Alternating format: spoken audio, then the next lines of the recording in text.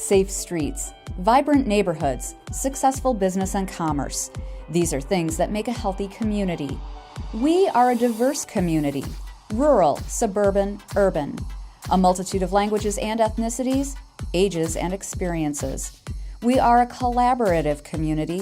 Public-private partnerships make us a model community that others want to follow. It is what makes us unique. It is what makes us strong. The employees of Kent County reflect our diversity and seek to serve our communities. People in this county, in this area, we wrap our arms around each other. We come together to collaborate, to solve problems. We're all working for the good of the whole. And I think that's wonderful. And you can see it. You can see it as you drive around Kent County. Our impact starts the day a baby is born and a birth certificate is issued, to protecting children from deadly diseases through vaccination, to the public safety and justice provided by law enforcement and the courts, to offering veterans services and caring for the elderly. Every day we work to keep our communities robust. I think if you are somebody who's interested in serving your community, in building a strong knowledge base and a good group of people to work with, then the county is one of your best employment opportunities out there.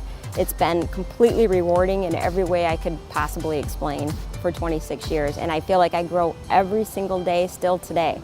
Leading these dedicated employees, our 19-member Board of Commissioners and our County Administrator Controller, along with our elected officials and appointed department directors, placing emphasis on civic involvement, quality housing, vibrant neighborhoods, and strong, solid infrastructure to allow businesses to thrive. Professional, dedicated, collaborative, and innovative. Behind the scenes, collaboration between foundations, charitable organizations, nonprofits, for-profit businesses, public sector demonstrated through the county, the city of Grand Rapids, the townships, all the cities and the villages in our area. If we don't come together, then we will not have the strength that we have today, and I only hope to build upon that. Our aim is to make our communities the best they can be. We are involved in exciting development projects, sustainable recycling programs, and creative progressive prevention programming. We partner with elected officials, impacting policy ideas that become great achievements. We seek opportunities to reach out into the community and offer our services to help our residents make Kent County thrive. Our relationship is solid, both from a staff standpoint at the county level as well as the Board of Commissioners. And they understand what we do and the benefits that we can do for the community, and vice versa. We couldn't do what we do without the help of Kent County. While most of us are busy running our lives, Kent County's elected officials, administrator controller, and over 1,600 employees are serving the communities where we live our lives, so we can all have a place we are proud to call home. Kent County, its life well run.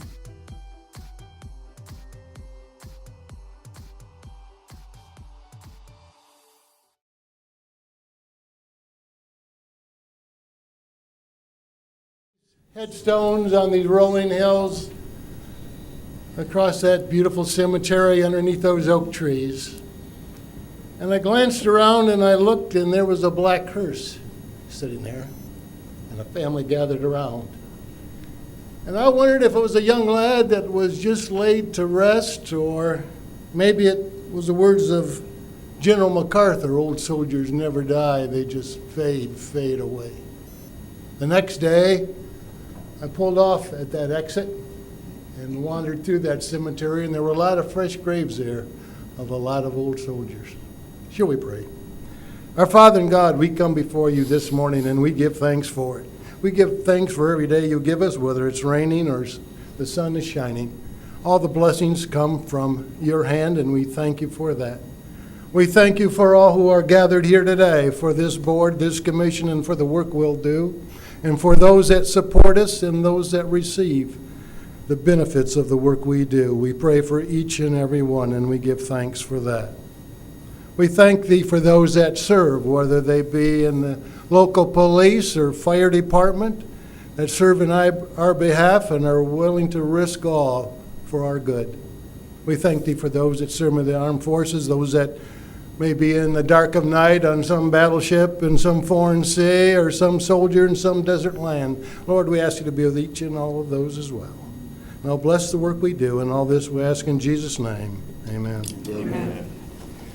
I pledge allegiance to the flag of the United States of America and to the republic for which it stands, one nation, under God, indivisible, with liberty and justice for all.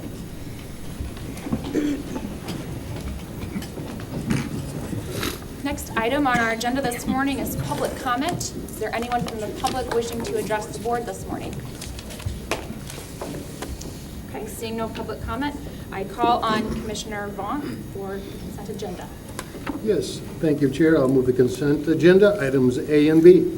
Is there support? Support. With support by Commissioner Vanderpump. This is a roll call vote. Commissioner Voorhees. Yes. Vonk. Yes. Vandermolen. Yes. Talon. Yes. Steck. Yes. Ponstein. Yes. Morgan. Yes. Mast. Yes. Korndike. Yes. Coleman. Yes. Jones. Yes. Hennessy. Yes. Shivas. Yes. Bukowski. Yes. Breeby. Yes. Bolter. Yes. Antor. Yes. Chair. Yes.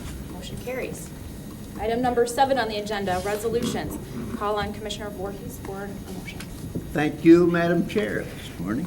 I would like to move today's date, item number 63, the 2017 to 2021 grant for the prosecutor's office. We have a motion. Is there support? Support. Support by Commissioner Coleman. Any discussion on the motion? Yes, Commissioner Jones. Thank you, Chair. I'd like to move to amend Resolution 9/8/1663 to include the appropriation of the county general fund portion of the program so that the second to the last paragraph would now read, "Be it further resolved that the Board of Commissioners accept and appropriate $140,000 from the MDHHS and $876,552 from the County General Fund to the 2016-2017 Special Projects Fund and." Okay, there is a motion to amend the original motion. Is there support? Support. We have the support by Commissioner Vanderbilt. Any questions or comments on the motion, which is to amend the original motion? Could we just have an explanation?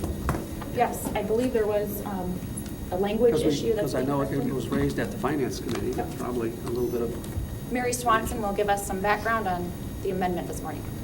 To be honest, we just slipped this amount from the action request when we were putting it together. As we went to the new financial management system in the 5 years, it just got left out of the action request language. This is existing programming, standard funding that is included in the budget. No new programming, no new money. It's all been planned for, but staff error, it got left out of the action request, but it is important to have it in there when we start the 10-1 budgets. thank you. Any other questions on the amendment? Okay, yes, Commissioner Lindsay. By specifying the general fund appropriation right now, that sort of sets us in stone for the budget as it comes forward. So I'm going to let Marvin explain this, I think, because there's 2 appropriation actions that take place. One to the special revenue fund that you are doing now, and then when you adopt the budget, that's the appropriation from the general fund. But I will let Marvin explain. That's correct. This appropriation would give authorization to spend in the special project fund.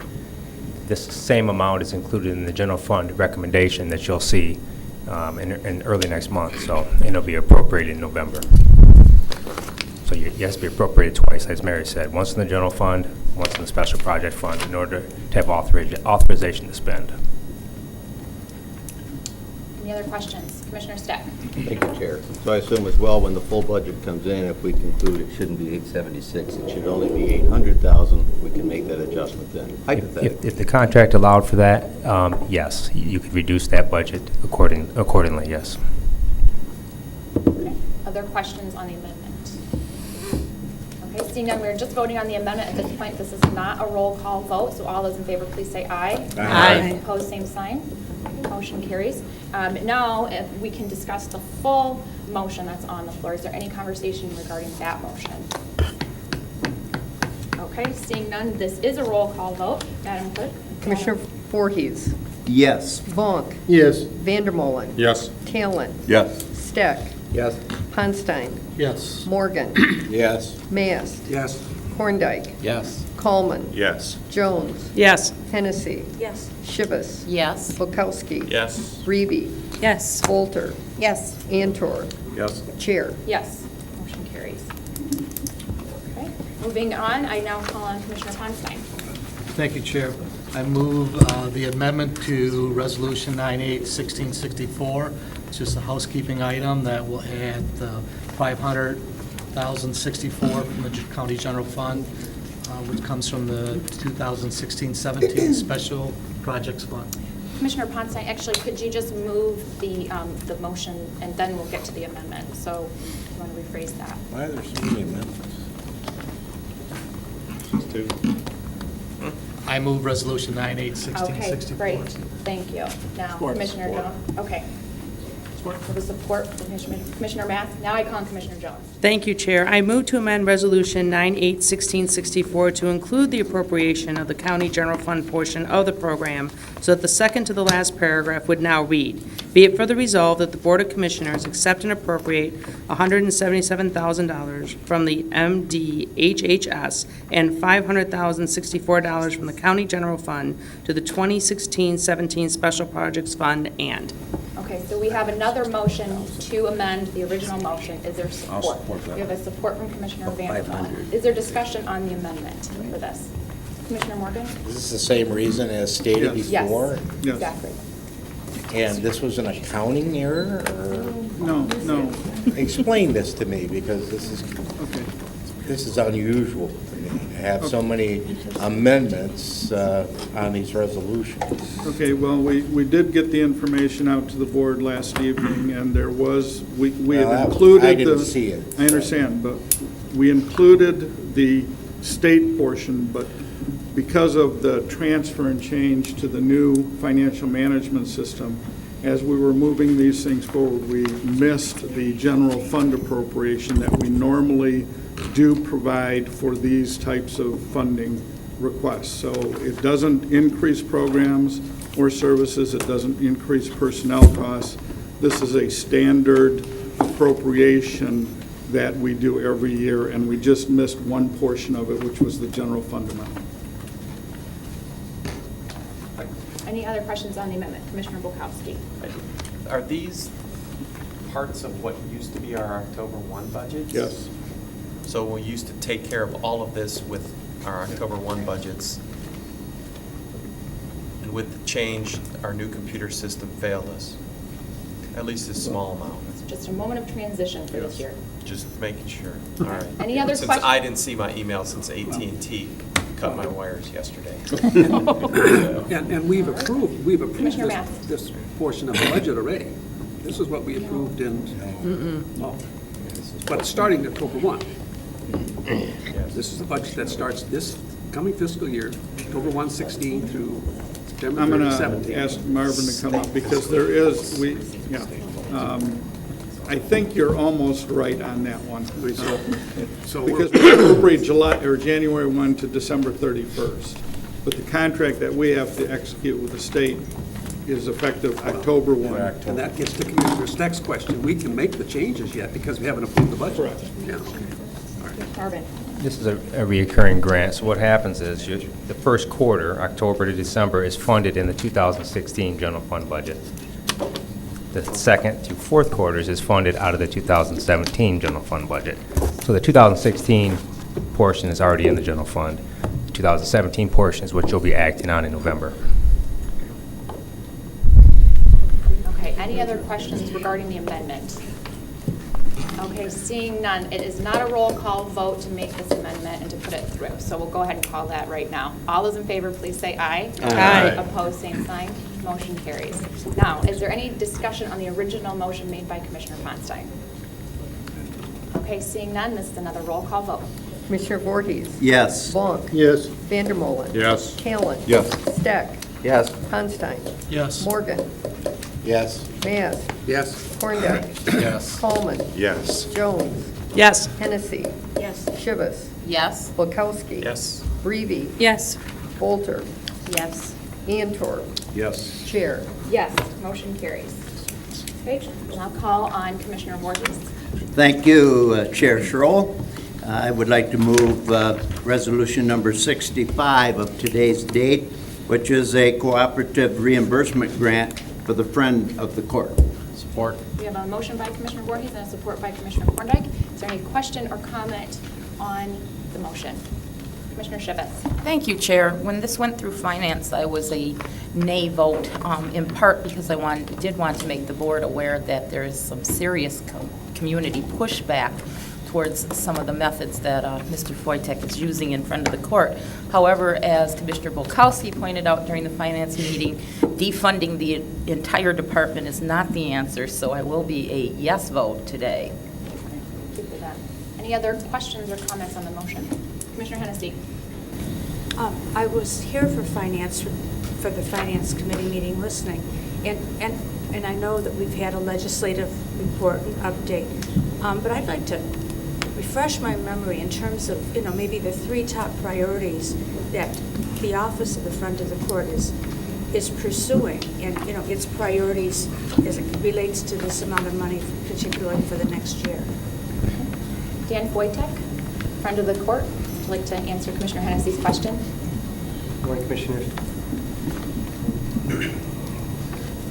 Most FOCs have arresting officers or deputies that assist their office.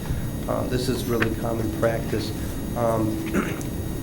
But we've listened to community concerns, and we really took a look at this, and I think we're taking a novel approach to this. And our main goal with these deputies is community outreach in partnership with our Sheriff's Department. We've given a lot of discretion to these deputies, and their goal is to resolve these warrants without arrest if possible. So that's our primary goal with these deputies, is more of a community outreach effort. Going beyond the deputies, what are the priorities in terms of, your office and the total of the almost $10 million for next year? I mean, the officers are just 2 officers. Oh, I'm sorry. But generally. I'm sorry, I was focused on It's okay. You're focusing on that because we did focus on, that was focused on in finance. Well, we have mandated activities by law. We have to collect child support, enforce the court's orders, and we have to do support reviews timely. So that's primarily what we do.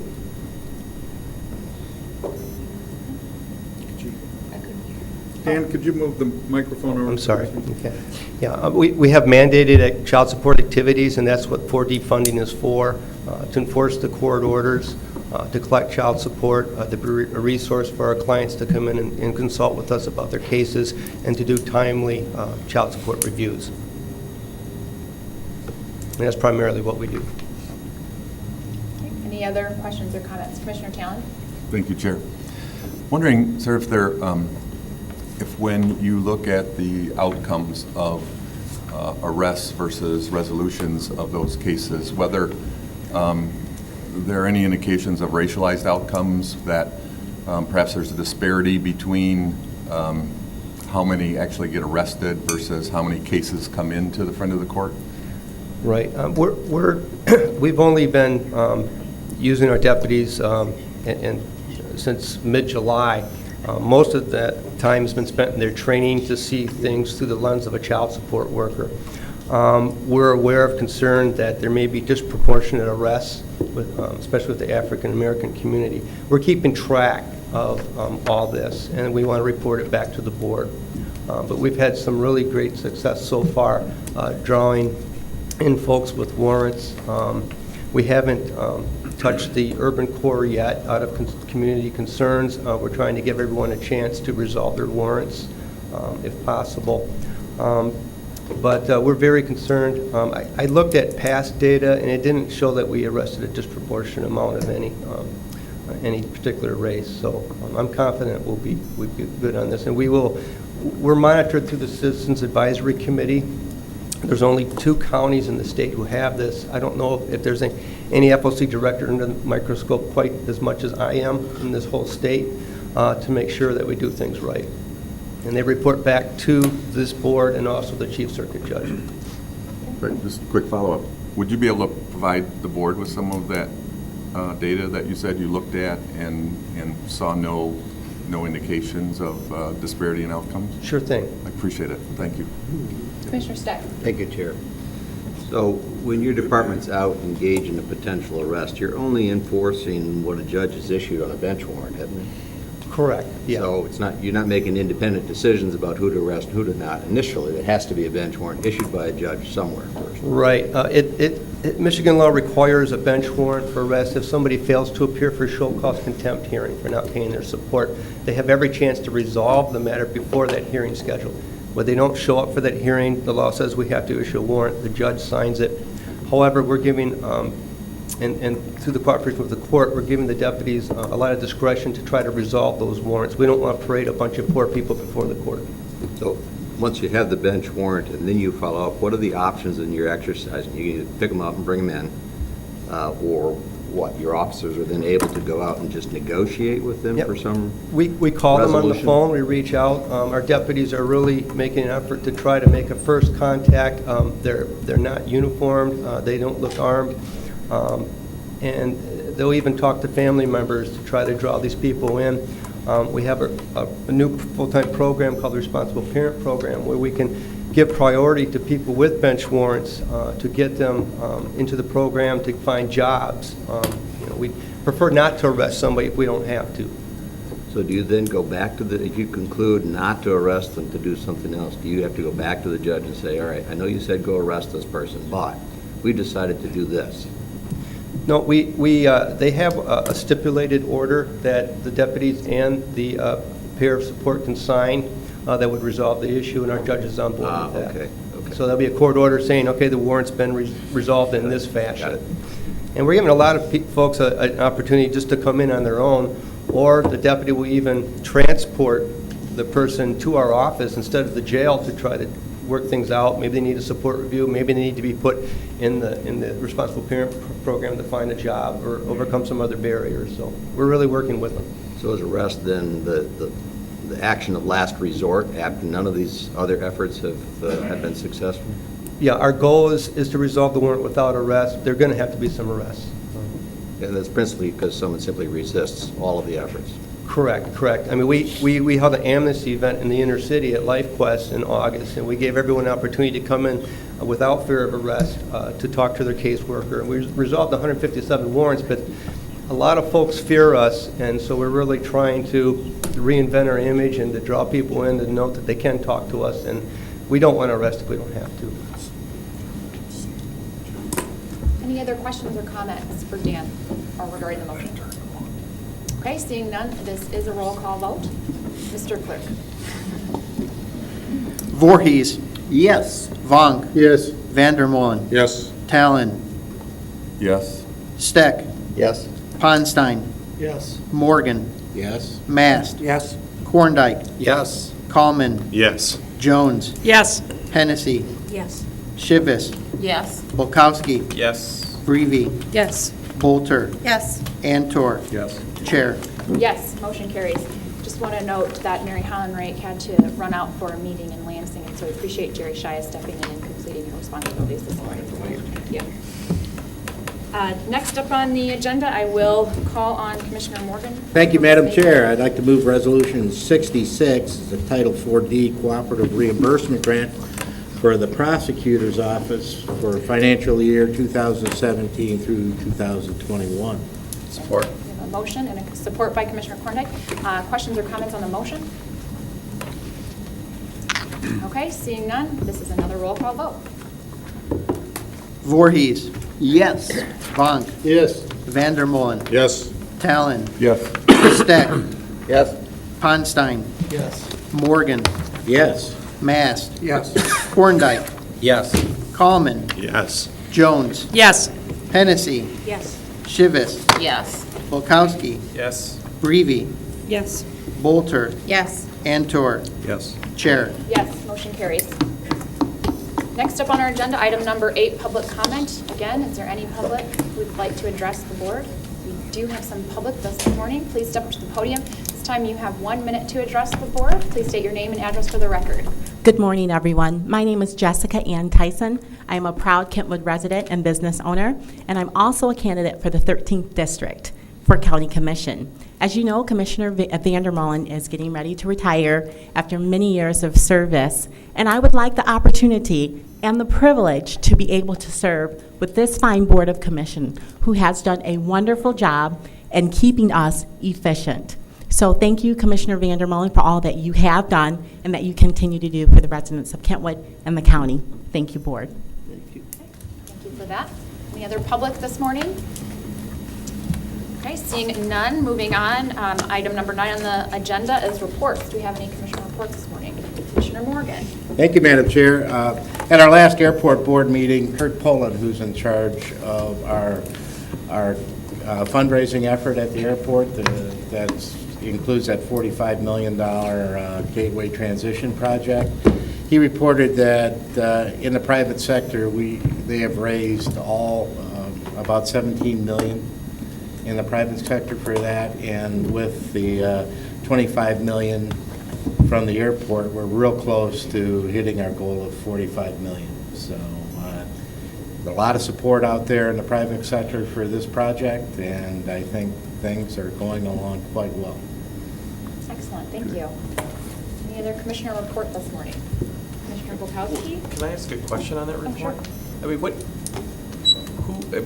Who's contributing $17 million, and why? I mean, why would they contribute $17 million to the airport as opposed to, like, the Children's Hospital for a new wing? Well, some of that is, what we're doing is reaching out to the community, and they have some advertising capabilities there, right, and they want to be part of the airport because they think there's a lot of traffic there. So our biggest lead gift came from Altacor Corporation, but we have several $1 million gifts. I'll get you a list. Yeah, exactly who's donating and. Okay. But the airport is coming with $25 million from revenue, from airport improvement funds. So. Yeah. Excellent. And are most communities, though, they like to say it would be tax revenue, that would be that other $20 million? It's fees. No, I know the fees for the 25, but then what we're raising from the private sector, how would other communities fund that? Through taxes? Taxes or bonded. Bond. But then the bonds get paid off by taxes or fees. But yeah, it's pretty unique to this area and this region. All right, thank you. Commissioner Vandermolen? Just to kind of respond to that, the fact that we're doing this is very unique and very unusual, and the business community sees the value of what we're doing and what's going on out there, and so we're pretty proud of the fact that we can, in this community, reach out and get that kind of money. So that's all part of the authority piece, and so that's a great thing. It's going well, and you're going to really be impressed when it's done. Okay. Commissioner Jones? Thank you, Chair. I just wanted to take a moment and give an update on the Fire Commission. I chair that, and Commissioner Antor also sits on that with me. We have a meeting tomorrow at 8:30 at the Road Commission, and we are in the process of continuing to dive through our December goals of reviewing the entire commission, its benefits, how it's structured, and I just wanted to let the board know that this is ongoing. It was a set of goals set by the board last December, and we are actively going through a process, and Kel Brinks has been phenomenal at helping to lead that as we peel this back and dive through it, since a lot of pieces hadn't been updated since the late 70s. Okay, thank you. Commissioner Steck? Thank you, Chair. Just a couple of items reported from Lakeshore Regional Entity. First, this afternoon, we'll be meeting to consider for approval a budget for next year, which would be approximately $260 million region-wide in revenues. We anticipate that will be approved, but until we have the public hearing, won't know for sure. The second is we did host a forum yesterday for purposes of constituencies within the region to begin to talk about some strategies and how to respond to the new Section 298 language, which essentially calls upon, we think, the public health, behavioral health community to start looking at ways of how they suggest we reinvent and redo what we do. That's a huge challenge, but we've started that conversation at the LRA level. We brought in a number of our key providers. We brought in the board, the executive director from MDHHS, Nick Lyons, was there to participate with that. So it was a good meeting, a good conversation. Not the end of it by any means, but we got started. Thank you for your report and for all your work on that issue. Commissioner Mast. I just wanted to follow up a little bit or talk. Sometime back, I mentioned that our Network 180 office, administrative office, and IT offices will be moving, and that'll take place in October, early October. So that's moving ahead. And so there's a lot of programs, new programs starting at the 790 Fuller Avenue address, some of the things that I also mentioned. So our Network 180 board is considering submitting an application to become a Section 298 provider. So we're trying to kind of combine that with the LRE. And it was a very excellent meeting that Stan facilitated and coordinated. The discussion is continuing. Thank you for your report. Any other commissioner reports? Commissioner Vaughn. Yes, thank you, Madam Chair. You all heard about the methane gas issue at the Kentwood landfill, the old closed and capped landfill. Our board, DPW, had a complete report on that yesterday. The methane gas is confined to the landfill property, but we're monitoring in and around that property at this time, and we'll continue to monitor it. Issues could evolve as the houses are closed up for fall and winter, and so we're keeping our eyes on that, and it's under control. Thank you. Other commissioner reports. Commissioner Talon. Thank you, Chair. With all the time off last month, I forgot that there was a DDA meeting, and I didn't bring notes to report on what happened there. But I did want to acknowledge that our next board meeting, my understanding is that Tim Kelly from the DGRI will be here for a special order of business, talking partly about TIF things in general, but also about the potential redesign of the Calder Plaza. So I won't be here. I'll be at a State of Michigan homelessness conference, but I think you'll enjoy that presentation from Tim. So thank you. Other commissioner reports. Okay, seeing none, we'll move to Commissioner Miscellaneous, item number 10 on the agenda. Any Commissioner Miscellaneous? Commissioner Ponsonby. Thank you, Chair Schroll. I know there's a lot of different avenues for entertainment, and I never want to tell people what they can and can't do, but my drive the past few weeks into the meetings, it's a little bit nicer now that the gallery showcase has been torn down. I'm certainly looking forward to the building that's going to replace that and kind of change that entrance to the city. Commissioner Bukowski.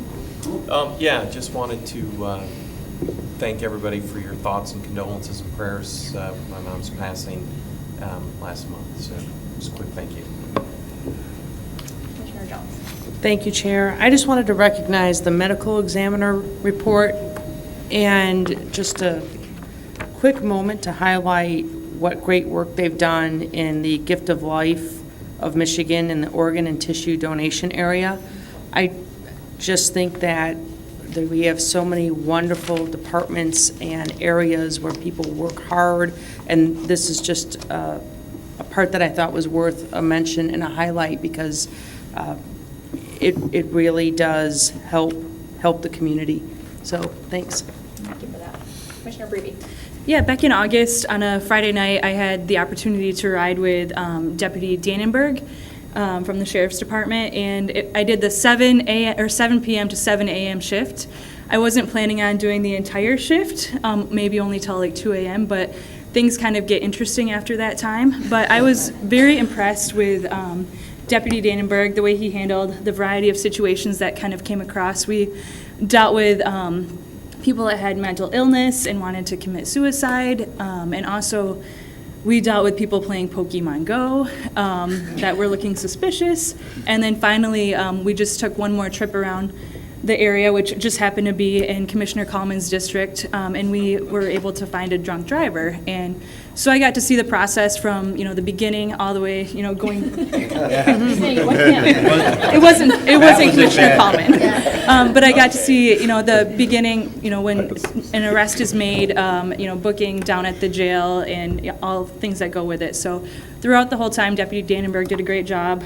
Everyone who we met, the other deputies handled every situation very well. And so I'm just proud of our department and, happy for all the training that they've received and happy for the opportunity that night. So, thanks. Welcome to the old dark 30 club.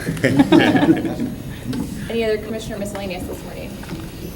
I have one little housekeeping thing. You should have received in your boxes at some point the cards that you can pass out to your constituents to remind them to apply for the various different boards and commissions.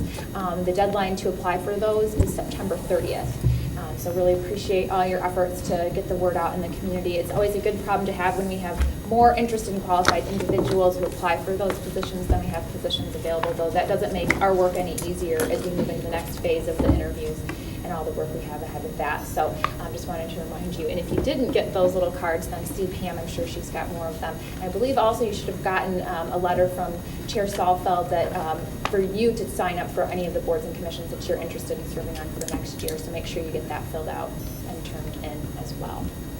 So with that being said, and if there's no more Commissioner miscellaneous, I will look to Commissioner Vonk one more time for a motion to adjourn. Okay, thank you, Madam Chair. I move to adjourn, subject to the call of chair, to Thursday, September 22, 2016, at 8:30 a.m. So moved. Okay, we have a support from Commissioner Morgan. All those in favor, please say aye. Aye. Opposed, same sign. Okay. Carried. Very good, Madam Chair.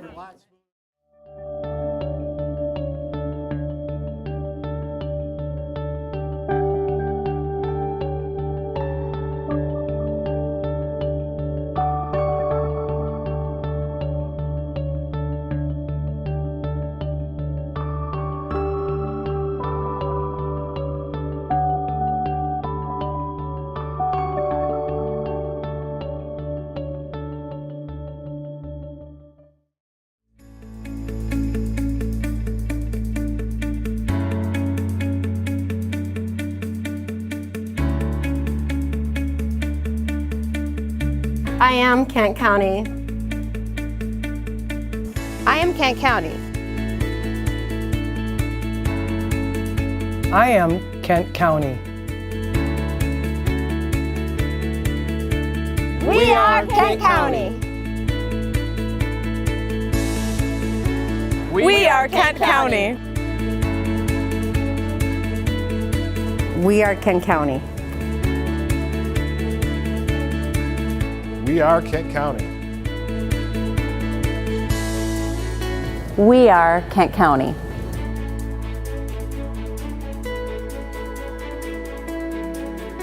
We are Kent County.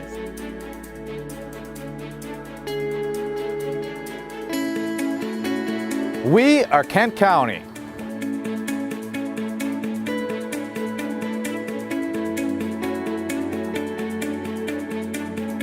Beya, Kent County. Ami, Kent County. Somos, Kent County. Mas Ira, Kent County.